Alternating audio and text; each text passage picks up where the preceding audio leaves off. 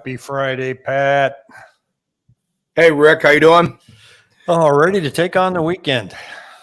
Not sure about the. I got it. I got my tonight. studio. Thank you for setting me up with everything. I feel like I've got a studio, mini studio here. Nobody's seeing it, but I got a microphone and a new light. And Yeah. So- Now we just got to get you off a century stink, and you'll be even better. But that, time will tell. yeah, exactly.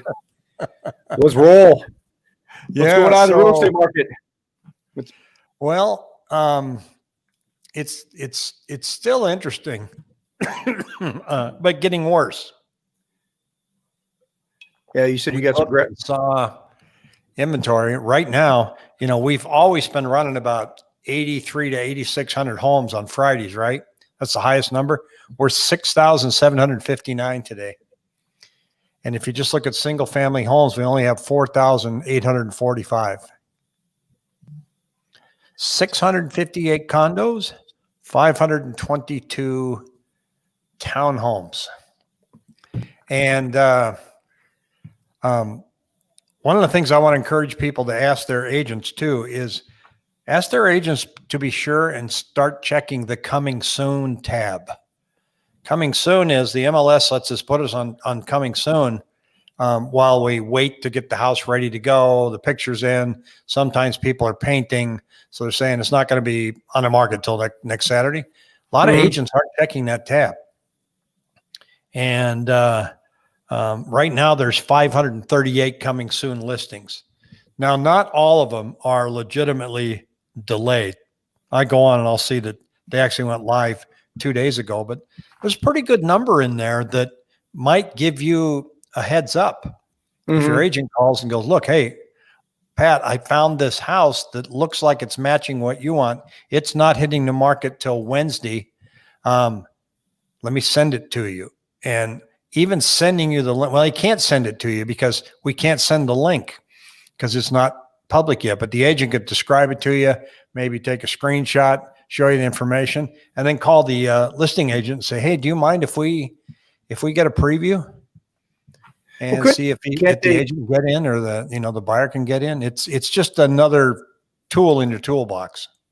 So the listing won't be on MLS, but can't they go back and maybe just Google the property? Maybe it was listed before, Yeah, you can. So the listing that for me went live yesterday morning at 7:30. So I did it coming soon, starting on Monday. And I set it to automatically go live in the MLS at 7:30 on Thursday morning. We're only having showings tomorrow just to cut down on COVID-19 traffic. I already have appointments for showings. And I had 2 agents call me and ask me questions about it before it even went live on Thursday. And wouldn't you know it, they're the first ones to get in and make an appointment to see it. So they, they have a little advantage. One agent asked if we were interested in seeing an offer before Saturday. And of course I said yes. But I said, we're not going to review all offers until after Saturday. So I haven't seen anything come across yet, but let me show you where our listings are right now. And I'm going to pull this up. It's my handy dandy little Excel spreadsheet here. So what I'm looking at, if you go back, it shows the, I'm going to turn my little ringy dingy off here. Just to refresh, the blue line is the number of listings that came on over a 7-day period. The yellow or gold line are the number of homes that went under contract over a 7-day period. This was starting to look a little encouraging here, 39, 40, 41, because the lines were starting to even out, a little more balanced. Now it's terrible. See where the number of listings coming on is still less than the number of homes that are going under contract. So the past 7 days, 3,200 came on, 3,580 went under contract. That's why we're sitting at such a new low right now. The buyers are still out there. They're lower than if you do a trend line here, but that's because of the holiday. And even this blue line is because we're in the holiday season. So their listings are not coming on at the rate that they were back here in 10, 11, and 12. This is when we were doing about 8,600 homes. So there's 4,600 coming on and 4,200 going under contract. So we were still able to pad the inventory a little bit every week. Well, that party's over until the first of the year, and we're not quite sure what that's going to look like. But we can go back and look historically here at a couple different charts. This one here is the Cromford Demand Index. So this yellow line, this is normal, right? Mm-hmm. And so 100 is normal in everything that Michael Orr does. So you can see when we got back to 2006 and 7 that the supply was nuts. So it was raising its ugly head back in 2000. There's April of 06 here, right? Mm-hmm. So supply started going up like crazy. Now look at how fast this went up. Then you go back and you look at that Excel sheet that I already showed you that shows that, you know, our supply is not going up. That Mm-hmm. supply climbed, dipped a little, climbed, started coming down because sales started dipping. See this green line? Yep. So then sales started to increase to get normal. And right here, the wheels fell off the wagon. So the wheels fell off the wagon in September of 2008. This is when Lehman Brothers folded. Credit market seized, and boom. And we still didn't have normal inventory. We had 115 instead of 100 on inventory. And then the demand started going up because it was investor driven. Yep. And it was really investor driven. Here, look at this. The number, this was all nothing but foreclosures. Everybody there was nothing, you know, this was a nightmare here. Well, so if you go look here, our inventory is not trending this way at all. And that needs to happen. So there's another chart, kind of tells the same story, comparing 2019 to 2020. So here's our Cromford Market Index, which is actual home sales, right? Mm-hmm. So let's go back to 2005. Add that line. Okay. So 2005 is this darker green right here. Mm-hmm. Sales started falling at December of that year. 2006 fell off the map. Which No one? sales. The bottom Very one? bottom one. 2008, even worse. So you can see that our buying activity and homes under contract is way up here compared to what we saw that was the precursor to the crash. Mm-hmm. Make sense? Yep. So what I'm trying to say is it doesn't happen quickly. So if we're going to have a calamity that causes, you know, house prices to go down, it takes time, doesn't it? Yeah, it certainly does. It takes, you know, a good 6 to 12 months. I mean, the cycle.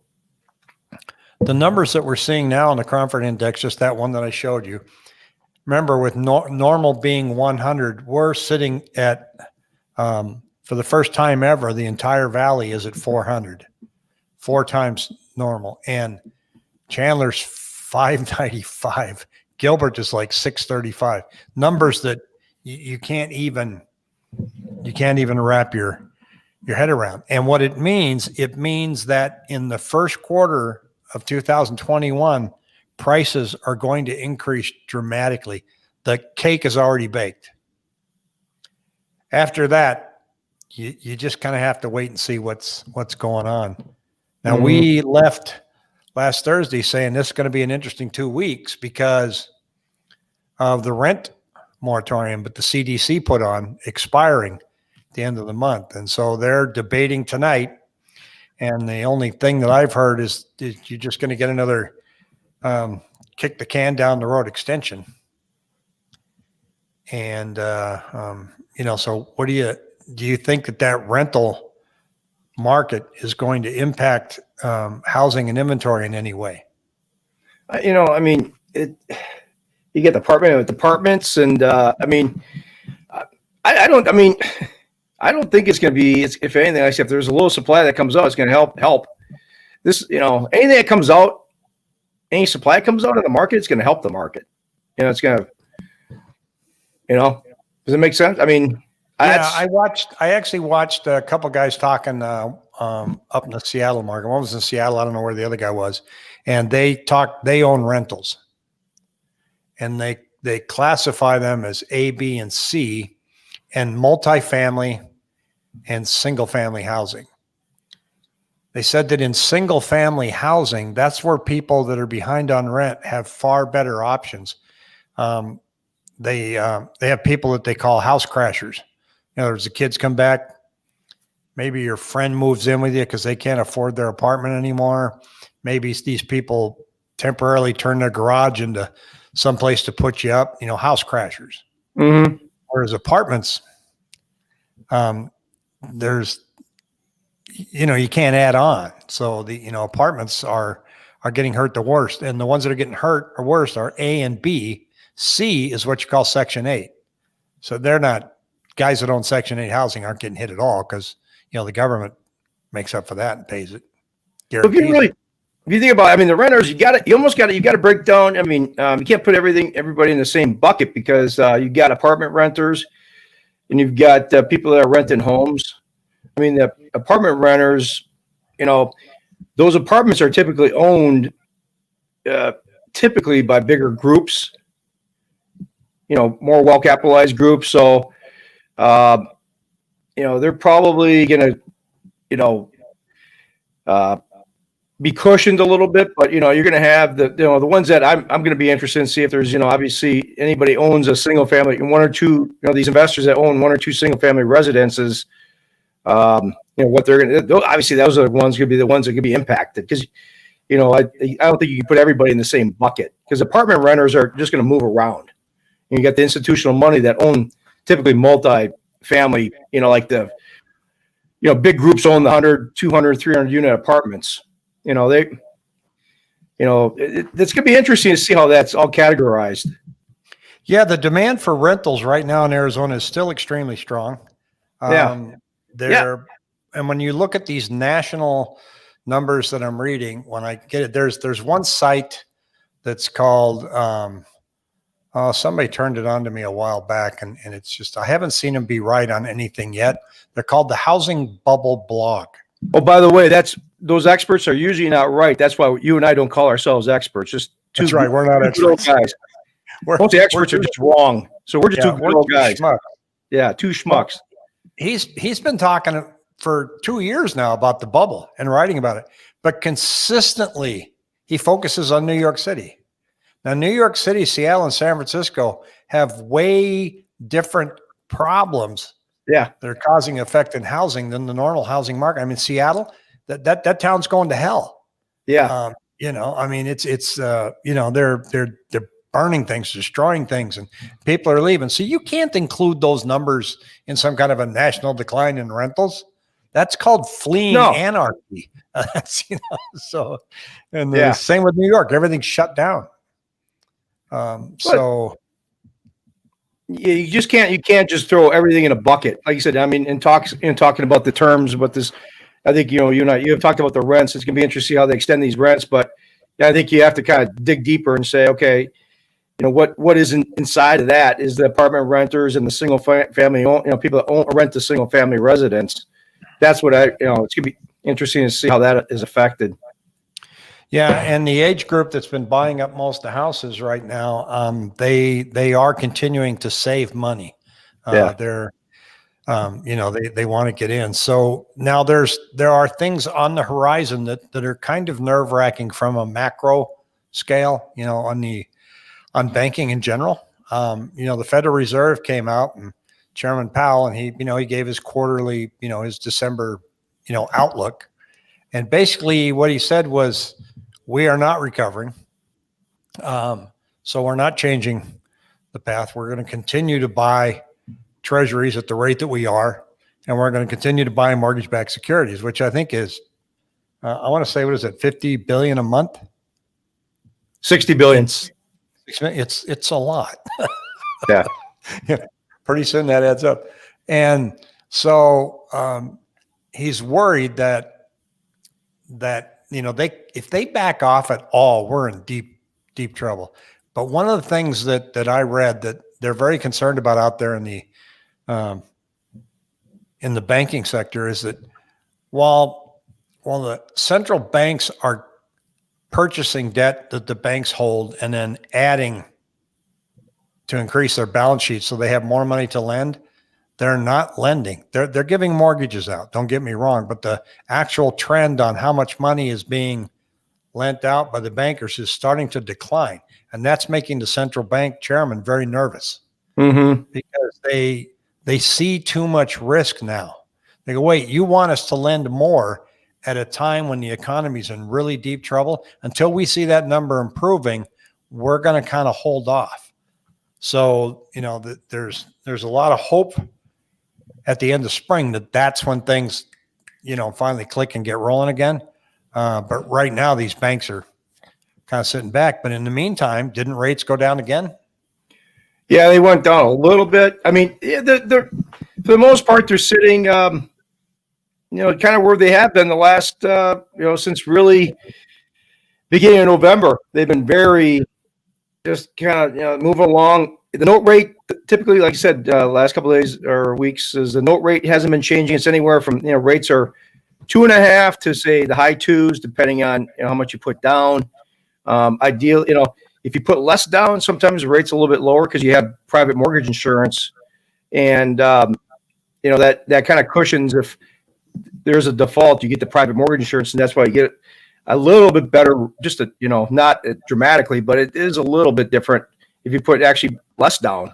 Like I said, in some cases, I've had people say, well, I won't put 20% down. It's safer. I have no PMI, but the rate might be just, rather than 2 5/8, you might be 2 3/4, just an eighth or so. It does make a little difference, but rates have been 2.5 to 2 7/8 steady. There hasn't been much change there. It's just, on my end, there's going to be a point in time, it's not going to be tomorrow, but I think there's the stimulus has already been built into the rates. So I don't see rates jumping up. They might have a little correction here. Not when I say correction, the cost might go up a little bit the next week or two when they get the stimulus.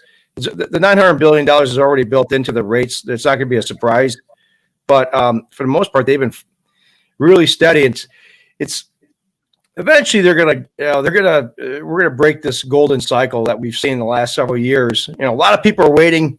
Anybody that's waiting for a refinance, you're really just trying to squeeze out another nickel, which is, yeah. I just don't, and the thing of it is, it's just people wait.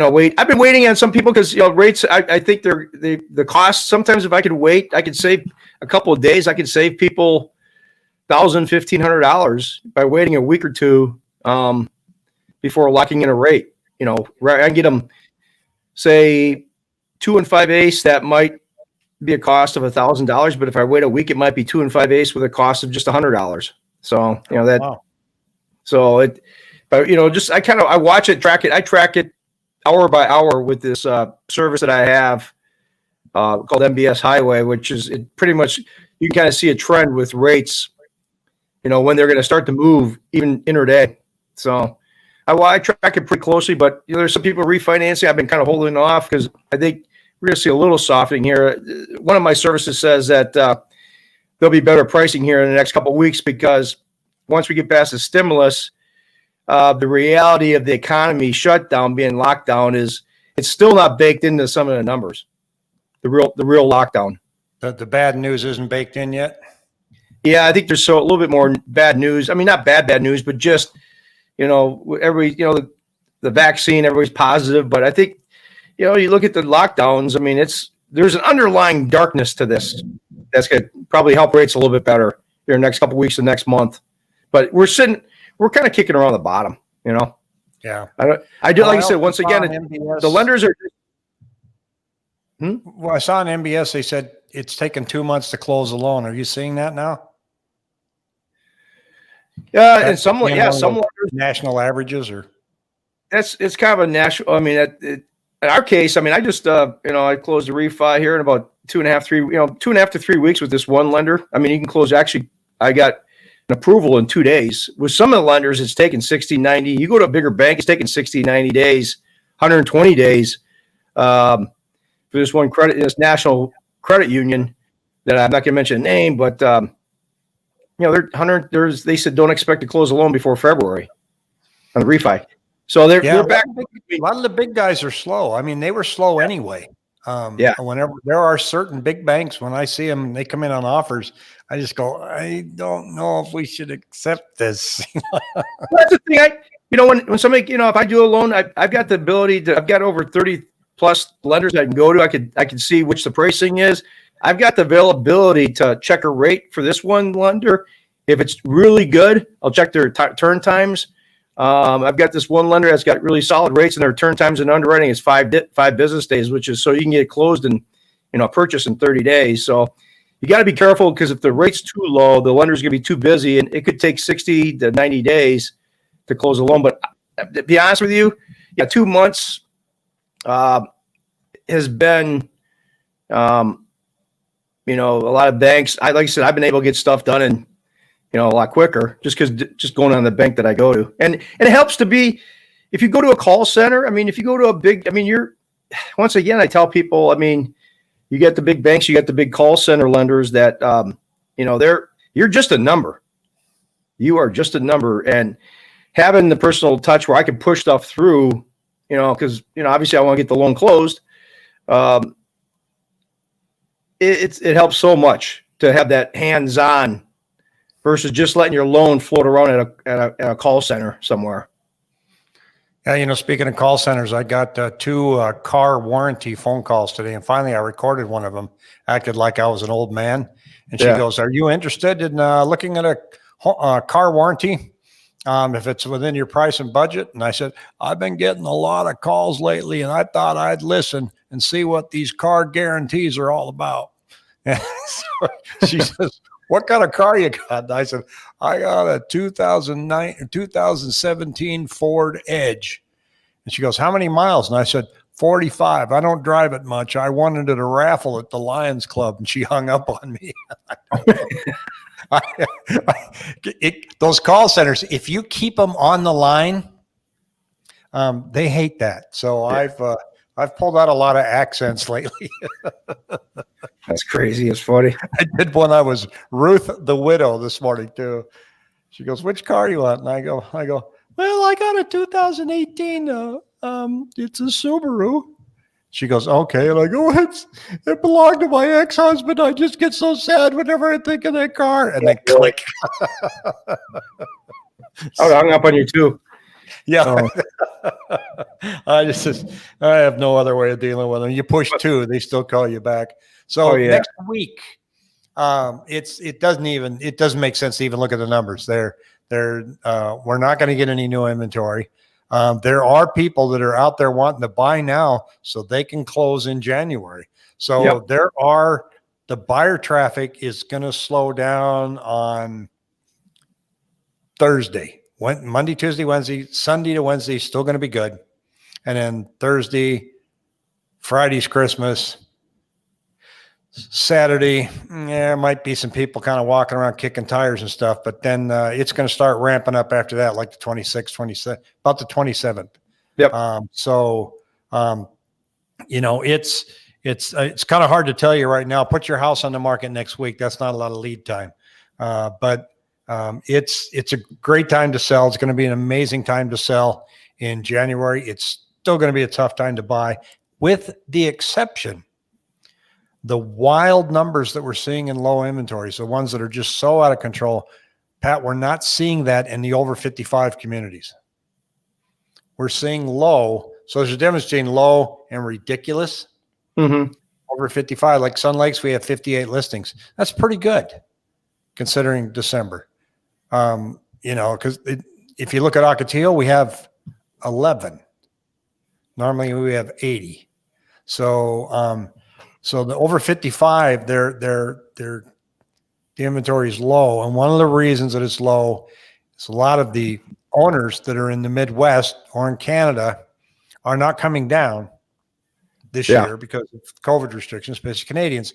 So they put them up as long-term rentals for this year rather than putting them up for sale. So the dynamics of that are going to change tremendously by summer. I think in June, the Canadians are probably going to fly down and either sell their properties or, just, spruce them up and get the renters out and get ready to go next year. So it's going to be an interesting dynamic to watch. Yeah, so. Very, very true. Yeah, very true. Before we go, our YouTube subscribers, and if you haven't subscribed yet, please subscribe. I've only got maybe 50 people go to hit that magic 1,000 subscribers. And that lets me do things remotely and do all kinds of fun stuff. So, we've talked about Jill on here. We poke fun at Michigan and say hello to Jill. Every time we poke fun at Jill or Michigan at 6:00 at night after she watches the replay of this, Pat and I would get text messages from her. She'd send them to both of us at the same time. She's asking for royalties because we keep talking about her in front of our millions and billions of viewers. Well, sadly, folks, we lost Jill last Saturday night due to COVID. And when we read about her on Facebook, she was just quite the lady, very involved in her schools, with the fire department, with the police department, with the city council from Michigan. And she'd only been out here a year. She was very scared. It was very sad. And we never even met her. Nope, never met her. I mean, we did everything. She, I wanted to go meet her, but obviously COVID hit and she was kind of afraid of, getting together. But I told her that we get together. But yeah, she was quite the woman. I mean, God bless her. I mean, you think that we're not, it's just a lot of people say just a transaction or, you get paid a commission, but I definitely broke a tear when you texted me that she passed away because I talked to her, about a month ago. I talked to her several times. She was just a great woman. I mean, just on a side note, it's really amazing. I mean, in October, after she closed in the house, God rest her soul. I mean, she was a great woman. I mean, she had a hell of a laugh. I mean, we were different in political, but it hurts because a lot of people, we got a heart. The people we do business with, I take it personal, and I want to do the best that I can for the people. My heart is, your heart's in the right place too, as far as trying to do the right. My goal is to always do the right thing. The mortgage business is wrought with, getting paperwork in and the right paperwork in, and got to get this in. But I'm trying to do, just trying to help people all get, and you're trying to help them get a good house, and you give them good direction, and you've been awesome. But she texted me on October 9th. This is kind of prophetic. She was worried about getting her trust set up after she, closed on the house. And she said, I was at the lawyer today doing my last will and testament, so missed your show. Just watched it now, and I'm thinking I'm going to start collecting royalties from you guys for mentioning me in front of all your million viewers. People just must be wondering, who is this Jill? And then she goes, go get your MRI done on your hip. And that's the last I heard from her. But, again, my point being is she got everything kind of taken care of. She did that. She got, some stuff you put off, and, she didn't put that off. Yeah, I was a little worried about that, but for those that don't know, she had some mobility issues. So that's why we, when we looked at the house, I'd always take the phone and video the inside of the house. And the first time I went and where she wanted me to go look at a house, I videoed from inside the house. And the first thing I said is, Jill, you don't want this place. I'm not going to sell it to you. Let me show you why. And she liked that, but she had a hell of a sense of humor. I'm going to miss tonight, not getting a Friday evening text from Jill. And Jill, God rest your soul, rest in peace. And we miss you. And to all of our avid viewers out there, we wish you a great Christmas. Be with your family if you can, and we will see you back here again.